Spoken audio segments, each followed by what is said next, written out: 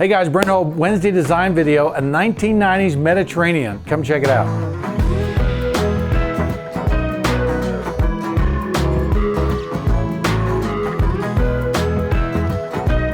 This is the house here in Fort Worth that I hope we're going to work on, and I wanted to show it to you. This was built in the 90s and has some key details, but I wanted to show you one thing in particular.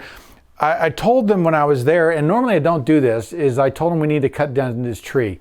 Now, normally I'm not a cut the tree down guy, and they've got a real specimen live oak right here that won't be cut down, but this to me looks like a weed stuck in front of a beautiful picture. I told them when I was there, hey, we need to cut off this one branch that's hanging in front, but how much better is that than this, right? Just this kind of weed that comes out of the ground, and I took this branch off and I took this branch off, and I may, depending on what you guys think, recommend that we cut down the tree. It's kind of covered by the other canopies, so it's not a real healthy tree, but it was amazing to me how much it stuck out, especially when I took the picture and just saw this sprawling thing that just blocks all the architecture. But there's the house, right? So what you're looking at, and it's kind of hard to process a little bit, because it's like, well, wait, what's wrong? What's not right?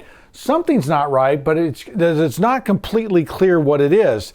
And so I spent actually a decent amount of time just kind of staring at it.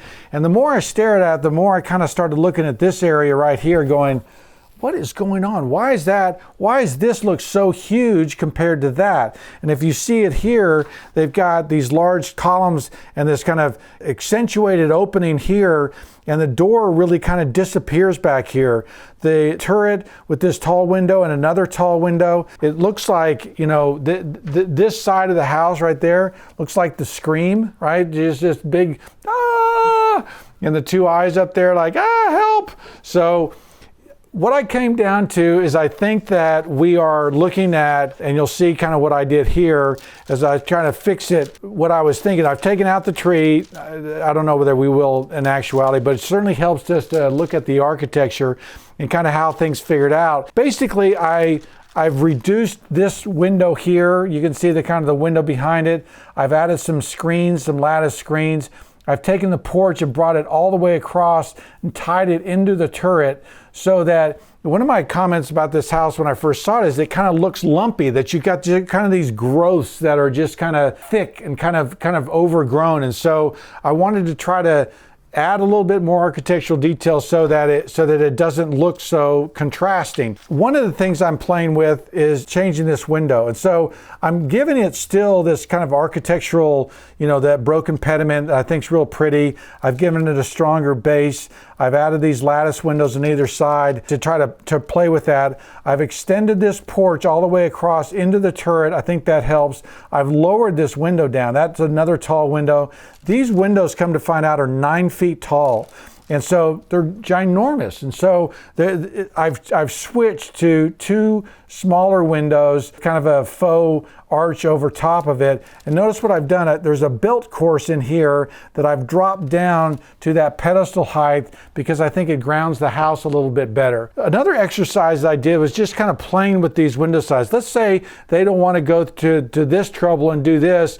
What if I just change the window sizes? And here's a great exercise of just looking at that windows and window panes and how important they are to the overall proportion. Notice that these windows are basically square. And I've talked about how I like a rectangle that lifts your eye up.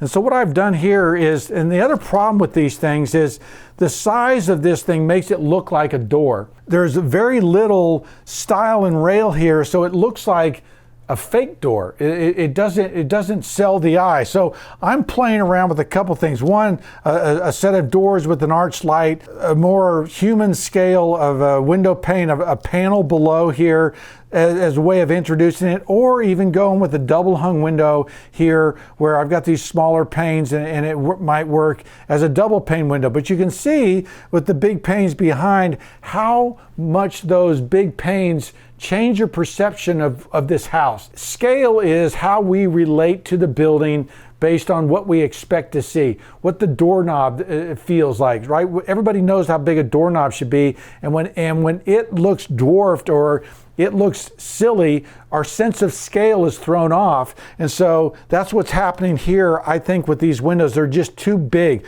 Notice too, I've gone with a 9-light casement up here versus that 6-light, and I think that looks a lot better.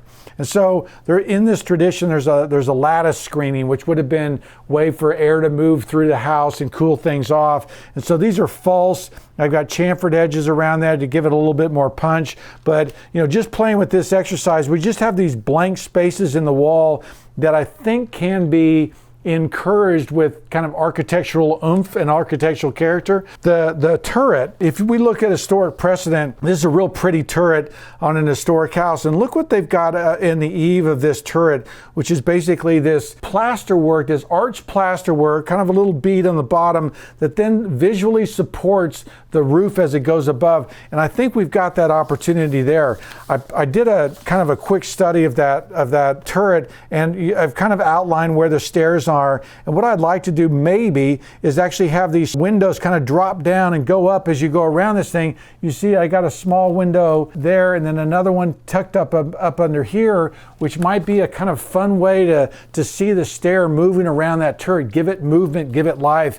And so you'll also notice that the height of that window, I've dropped this down, I've made it a square top. I'm sweeping up here because I think that the detail they've got underneath this current window is kind of ugly, kind of like an ugly bracket. So I'm doing a number of things here. I'm infusing this house with architectural elements that are properly scaled. And that scale really makes a big difference into how we perceive things. There's also a dial we're playing around with there. How rustic do we want this house to be? How formal do we want this to be? So having this, pedimented kind of classical thing here, I think works. I've got this porch that extends across now. I've got casement windows inside that entry hall with a panel below. I'm changing the door.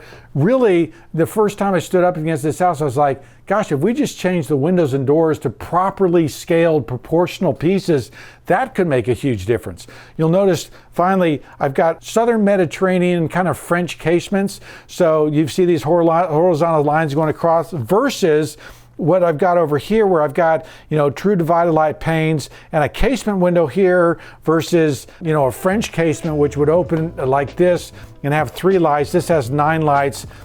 I kind of like both. I don't really have a strong opinion. I was showing it both ways so that they could get an idea of which way it was going to go, but I really like it now. I think that it is better. I think that we've improved the yawning windows here, these big opened, huge light things that throw off your sense of scale, because we've got a pretty little walk that walks up and a door here we recognize, massive windows, and a wee little door, right? Just kind of, it doesn't work. And so I want to get things properly scaled and properly proportioned. So those are my ideas. That's how I kind of throw it together. Let me know what you guys think. I think it helped.